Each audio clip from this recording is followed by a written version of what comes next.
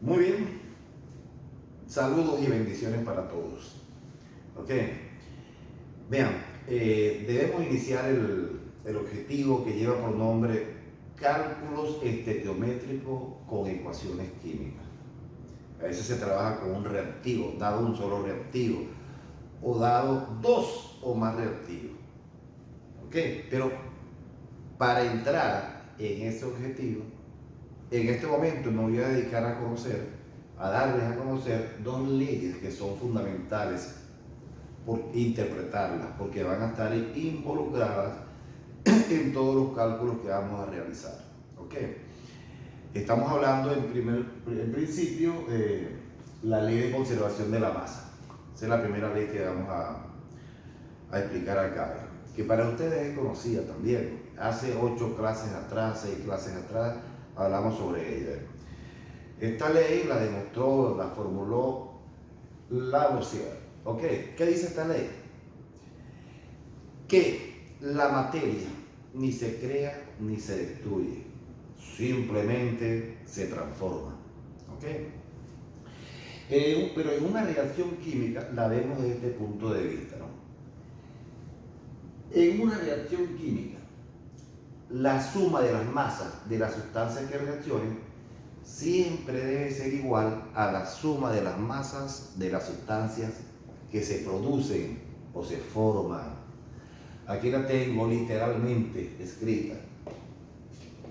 En toda reacción química, la sumatoria de las masas de los reactivos debe ser igual a la sumatoria de las masas de los productos.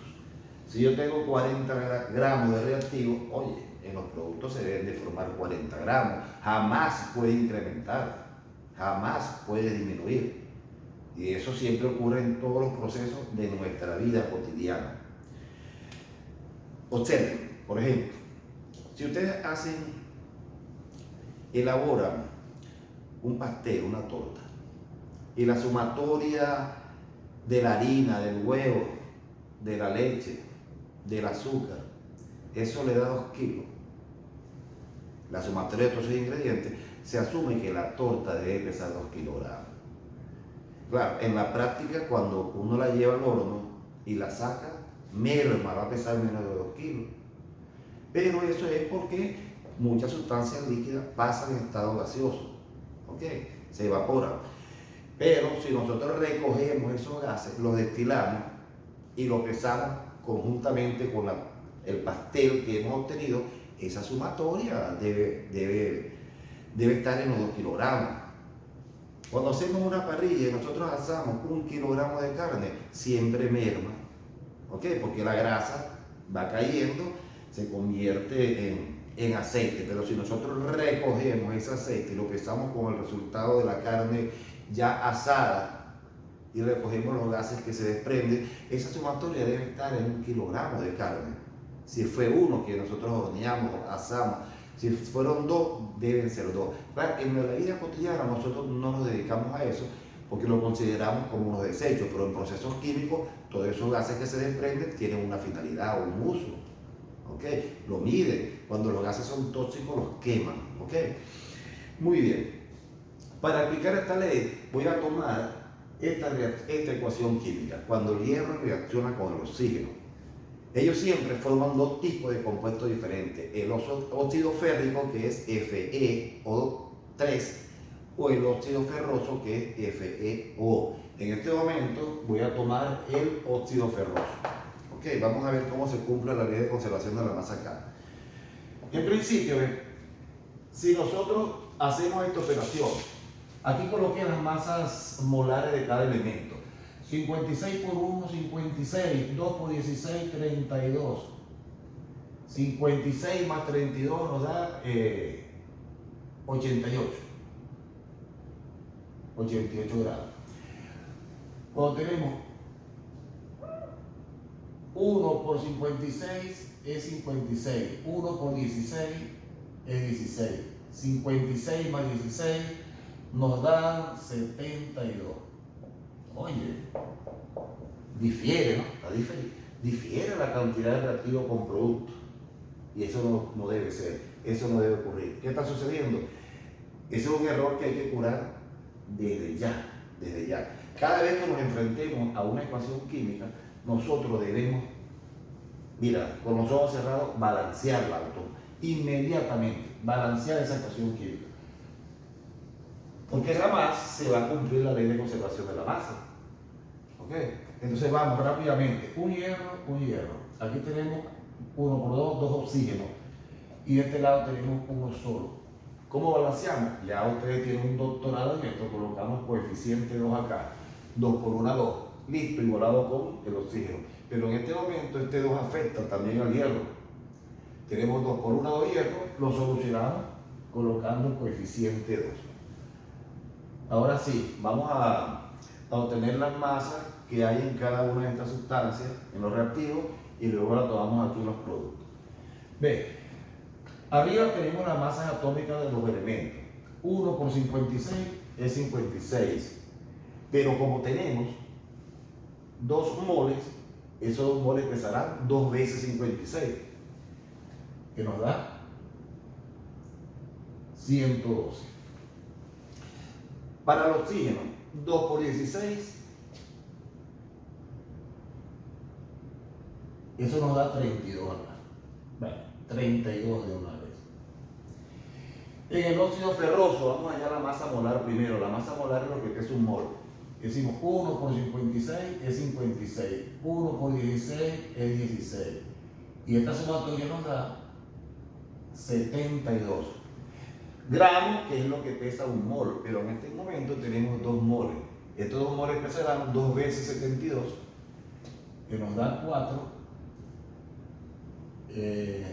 2 por 2, 4, 2 por 7, 14. 144 gramos. Ahora, 112 más 32, eso nos da 144. Entonces es igual. La suma de las masas de las sustancias que reaccionan siempre debe ser igual a la suma de las masas de las sustancias formadas, obtenidas, producidas. ¿Ok? Listo. Eso es lo que hay que hablar sobre esta ley de conservación de la masa. Algo muy sencillo, pero hay que tenerlo presente. Ahora vamos a hablar de la segunda ley, que esa la formuló el químico francés de apellido Proust, y por eso se le conoce como la ley de Proust. ¿Cuál es esa ley? La ley de las proporciones definidas, que también se le llama ley de proporciones constantes. Se le llama de 3 maneras: ley de proporciones definidas, ley de proporciones constantes o la ley de Proust. ¿Por qué se le llama con ley de Proust? Porque él fue el científico que demostró y formuló esta ley. ¿Okay? Cuando usted le digan qué establece la ley de Proust, se está refiriendo a la ley de proporciones definidas. ¿Okay? ¿Qué dice esa ley? Que cuando dos o más elementos se combinan para formar un compuesto determinado, siempre lo hacen en una cantidad fija de masa o peso. ¿Okay? Aquí la escribí para que ustedes tomen nota.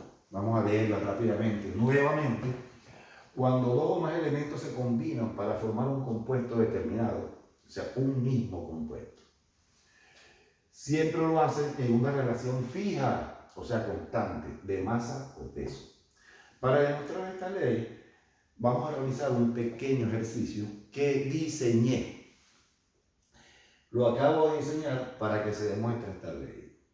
El ejercicio dice así: al realizar análisis químico a 3 muestras de compuestos formados por hidrógeno y oxígeno, se obtuvieron los siguientes resultados. Aquí tenemos 3 muestras, muestra 1, 2 y 3. En la muestra 1 se encontró que 2 gramos de hidrógeno reaccionaron con 16 gramos de oxígeno. En la muestra 2 se encontró que 5 gramos de hidrógeno reaccionaron con 40 gramos de oxígeno, y en la muestra número 3, 14 gramos de hidrógeno reaccionaron con 112 gramos de oxígeno. La pregunta ahora: indique y demuestre si se cumple la ley de proporciones definidas. ¿Ok? Bien, ¿cuál es el procedimiento? Hay 2 formas de cómo resolver este tipo de ejercicio. Lo primero es mediante una regla de 3. ¿Ok? Como la ley me dice, como la ley de proporciones definidas me dice que ellos, los elementos se combinan dos o más en proporciones fijas o constantes de masa o peso, yo voy a hacer una regla de 3, donde voy a relacionar la combinación que ocurre en gramos de los dos elementos. Y luego fijo uno de ellos en 1 gramo para calcular con cuánto se combina del otro elemento. Ustedes pueden fijar cualquiera de los dos, es indiferente. Pero lo importante es que el elemento que se fijó hay que mantenerlo fijo en los 3 cálculos, si no, no estamos haciendo nada. Bien, dicho esto, vean. Primera muestra. Decimos 2 gramos de hidrógeno se combinan con 16 gramos de oxígeno. Aquí lo tenemos. 2 de hidrógeno con 16 de oxígeno. Decidí fijar el hidrógeno. 1 gramo de hidrógeno se combinará con X cantidad. Como estoy fijando el hidrógeno, les dije que debo mantenerlo fijo en las 3 muestras para comparar este gramo de hidrógeno con cuánto se combina en cada una de las muestras con el otro elemento que es el oxígeno. ¿Ok? Entonces tenemos en la primera muestra 1 por 16, 16, 16 entre 2 nos da 8 gramos de oxígeno. ¿Qué significa eso? Que por cada gramo de oxígeno, para formar un compuesto, se requieren 8, por cada gramo de hidrógeno, para formar un compuesto, se requieren 8 gramos de oxígeno. Vamos en la segunda regla de 3, la segunda muestra. Pues. Decimos, 5 gramos de hidrógeno se combinan con 40 gramos de oxígeno. Acá lo tenemos, 5 con 40. 1 gramo de hidrógeno se combinará con X cantidad de elemento oxígeno. 1 por 40 es 40. 40 entre 5, eso nos da 8. 8 gramos de oxígeno. Tercera muestra. Observamos que 14 gramos, porque a cada 14 gramos de hidrógeno siempre se requieren 112 gramos de oxígeno. 14 reacciona con 112.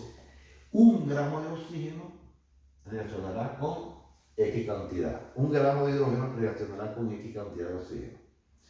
1 por 112 entre 14, eso nos da 8 gramos de oxígeno. Vean, la regla de 3 es muy sencilla. Interpretar el resultado es lo que interesa y también es sencillo. ¿Okay? Porque regla de 3 uno la viene desarrollando desde estudios de primaria, de iniciación. ¿Qué observamos allí? En la muestra número 1 es que por cada gramo de hidrógeno se requieren 8 de oxígeno. En la muestra número 2 sucede lo mismo. Por cada gramo de hidrógeno se requieren 8 de oxígeno y lo mismo ocurre en la muestra número 3. De tal manera que sí podemos indicar con propiedad que se cumple la ley de proporciones definida. ¿Por qué? Vean lo que dice la ley, que cuando 2 o más elementos se combinan para formar un compuesto determinado, siempre lo hacen en la misma cantidad de masa o peso. O sea, en proporciones constantes. 1 es a 8, 1 es a 8, 1 es a 8. Si en alguno de estos resultados, en alguna de estas muestras, el resultado hubiese sido diferente, decimos que este compuesto que está formando hidrógeno y oxígeno es diferente al que se formó la muestra número 2 y al que se formó la muestra número 1. Si acaso el resultado adverso es aquí abajo, entonces ya no estaría formando el mismo compuesto, sino otro compuesto diferente. Porque hay elementos que cuando se unen forman compuestos diferentes. El carbono con el oxígeno forman CO, monóxido de carbono y dióxido de carbono. El nitrógeno forma 3 compuestos diferentes, el cromo forma como 4, el hierro y el oxígeno forman 2 compuestos, el FeO, óxido ferroso, y también forma el óxido férrico. Pero aquí están formando el mismo compuesto. ¿Cuál es? Bueno, nosotros podemos determinar la fórmula empírica y vamos a saber cuál de los es. ¿Será el H2O? ¿Será el agua oxigenada? Ya lo vamos a hacer también. Y al observar la relación de combinación, nos damos cuenta. Vean lo siguiente. Otra forma para obviar la regla de 3 que ocupa más espacio, ¿ves? Más espacio ocupa. Es determinar la relación de oxígeno e hidrógeno, o al revés, de hidrógeno sobre oxígeno. Si nos dicen oxígeno sobre hidrógeno e hidrógeno, entonces vamos a dividir los gramos de oxígeno sobre los gramos de hidrógeno en todas las muestras. Vean la primera muestra. Oxígeno sobre hidrógeno sería 16 sobre 2. ¿Cuánto es 16 sobre 2? 8. Segunda muestra, 40 de oxígeno, 5 de hidrógeno. 40 entre 5, eso nos da 8. Tercera muestra, 112 de oxígeno entre 14 de hidrógeno, y eso nos da 8. ¿Ok? 8. Si dividimos entre 1, 8 entre 1 es 8, ¿no? Por cada 8 gramos de oxígeno se requiere 1 de hidrógeno. Por cada 8 gramos de oxígeno se requiere 1 de hidrógeno. Si nos dicen cuál es la relación hidrógeno-oxígeno, 1 es a 8. Si nos la piden al revés, ¿cuál es la relación de combinación oxígeno e hidrógeno? Entonces invertimos, 8 es a 1. ¿Ok? Por cada gramo de hidrógeno se requieren 8 de oxígeno. Por cada gramo de hidrógeno se requiere 8 de oxígeno. Esto es importante conocerlo porque los enunciados de los ejercicios a veces se expresan de esa manera. ¿Ok? Si la relación de oxígeno e hidrógeno es 1 es a 8, se sabe que es respectivamente, que el primer valor corresponde al primer elemento y el segundo valor, de hecho, que va a corresponder al segundo elemento. Dicho esto, queremos saber cuál es el compuesto. ¿Cuál es el compuesto? Bueno, vamos a borrar por acá. Que eso no es lo que pide el ejercicio. El ejercicio no está pidiendo eso. No lo está pidiendo.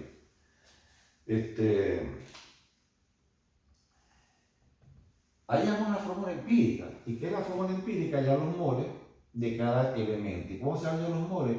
Dividiendo los gramos entre su masa molar. En la primera muestra, los moles de hidrógeno serían 2 gramos entre su masa molar, que es 1, y eso nos da 2.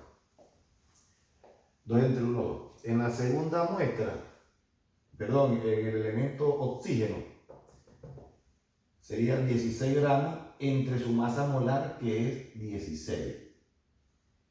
Y 16 entre 16 es igual a 1.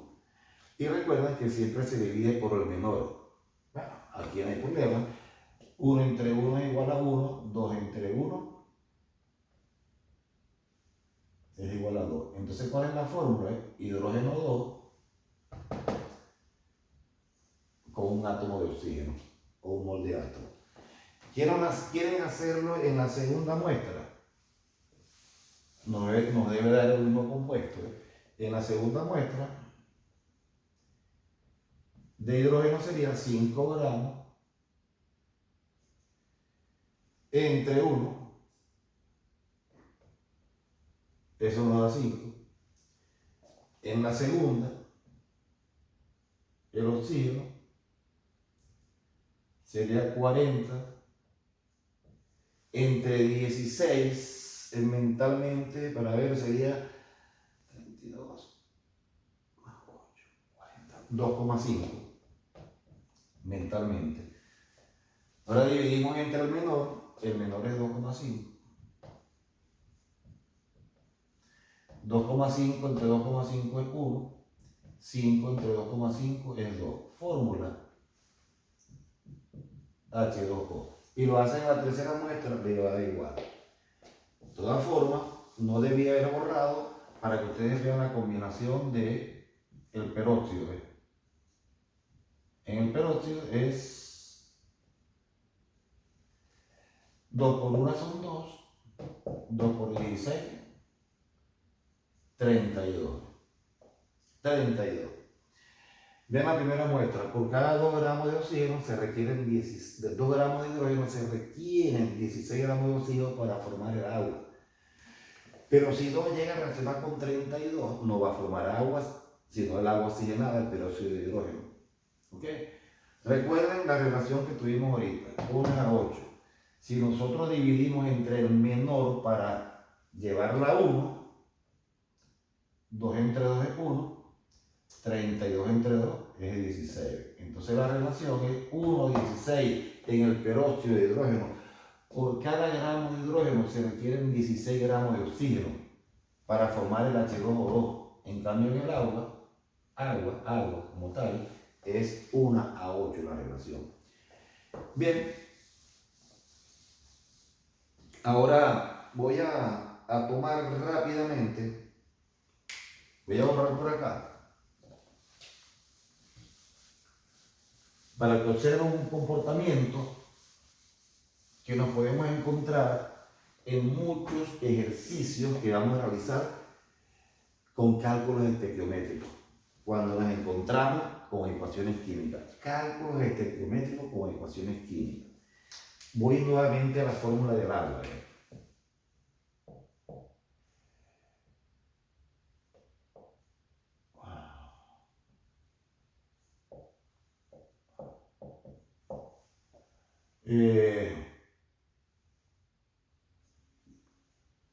Balanceando, estoy balanceando, ¿no? 2 oxígenos, ahora tenemos 2. 4 hidrógenos, 2. Recuerden, la masa atómica 1:16. 2 por 2, 4 por 1, 4 hidrógenos, gramos, vamos a ver, gramos de hidrógeno, y aquí serían 32. Bien, recuerden los cálculos, 32 entre 4 es 8. Por cada 8 gramos de oxígeno se requiere 1 de hidrógeno. Bien, ellos siempre relacionan en cantidades fijas de masa o peso. 1 es a 8, 2 es a 16, 4 es a 32. Si yo divido 4 entre 2, en todo eso entre 2, 4 entre 2, si yo tengo 2 gramos de hidrógeno, ¿cuánto voy a requerir de oxígeno? La mitad de 32, que es 16. Y eso nos va a formar 18 gramos de agua. Cuando tenemos esta combinación, 4 más 32 nos forman 36 gramos. Bueno, repito nuevamente. Como están reaccionando los dos elementos totalmente, 4 gramos de hidrógeno al reaccionar con 32 de oxígeno forma 36 de agua. Si yo no tengo 4 gramos, sino 2, ¿con cuántos gramos de oxígeno va a reaccionar esto de hidrógeno? Tengo la mitad de 4, aquí voy a requerir la mitad de 16. ¿Y qué se va a formar? La mitad de 36, que sería 18. Ok, vamos a multiplicarlo ahora por 2. Si tengo 8 gramos de hidrógeno, el doble de hidrógeno, voy a necesitar el doble de oxígeno, que sería 64. Y eso nos va a dar 8 más 64, 72. Vean que ellos siempre reaccionan en cantidades fijas de masa o peso, en la proporción. En la proporción. Ahora, ¿dónde quiero llegar? Quiero llegar a lo siguiente. Nos hacemos cuenta que estamos en un laboratorio y nosotros disponemos de 8 gramos de hidrógeno. Cuando lo hacemos reaccionar con 64 gramos de oxígeno, esto se consume totalmente y esto se consume totalmente porque esa es la relación fija, constante con que ellos reaccionan. Pero ahora imaginemos lo siguiente. Caso número 1, ¿verdad? Caso número 1, que tenemos 8 gramos del elemento hidrógeno, pero acá de oxígeno tenemos 70 gramos.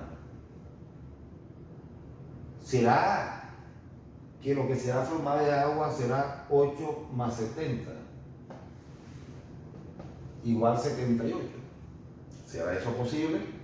Porque aquí está cuadrando, es 4 más 32, 36, 2 más 16, 18, 8 más 64, 72. Bueno, les digo que 8, al reaccionar con 70, no va a formar 72, sino que va a formar, perdón, no va a formar 78, sino 72. ¿Por qué? Porque los elementos y las sustancias siempre reaccionan en cantidades fijas de masa o peso. Vean la relación. 8 a juro de hidrógeno debe reaccionar con 64. Yo puedo tener más de 64, puedo tener más, pero de estos 70 solamente reaccionan 64 y el resto sobra, queda en exceso. Cuando sucede esto, a este ciudadano se le llama reactivo en exceso. ¿Ok? Porque tenemos una cantidad más grande de la que se requiere para que reaccione con el otro elemento. Si este se le llama reactivo en exceso, de hecho que a este se le va a llamar el reactivo limitante. Si nos preguntan cuánto es la cantidad que sobró, cuánto es la cantidad en exceso, bueno, tenemos el exceso sería lo que tenemos, que es 70, menos lo que reacciona, que es 64, y eso nos va a dar 6 gramos. 6 gramos. Ahora lo hacemos al revés ahora.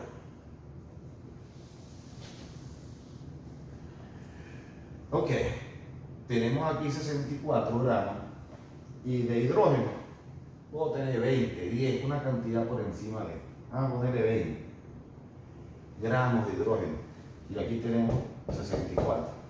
¿Será que 64 reacciona con 20 y se forman 84?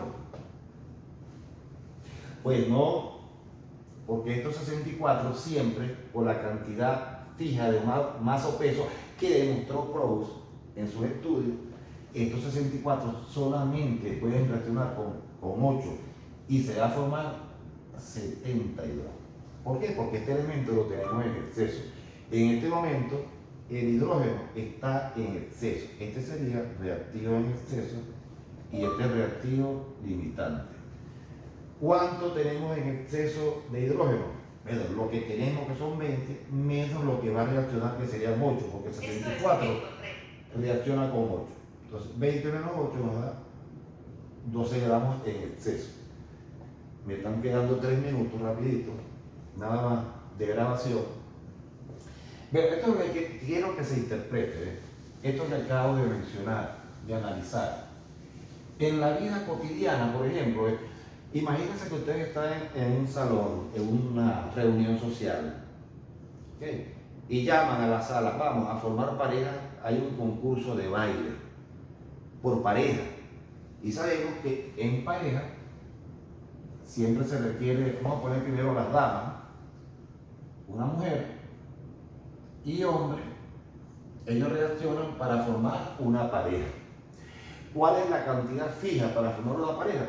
La cantidad fija, ley de proporciones definida, que siempre por cada mujer se requiere un hombre o viceversa, por cada hombre se requiere una mujer y eso va a formar una pareja.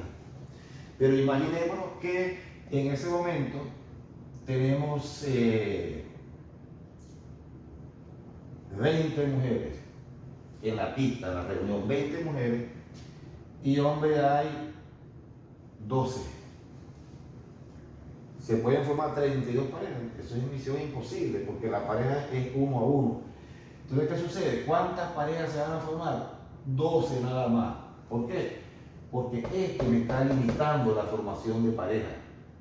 Este es el reactivo limitante. ¿Por qué? Porque yo necesito una cantidad de hombres superior a la que están presentes en el salón para poder agruparse con cada uno de ellos con las 20 mujeres.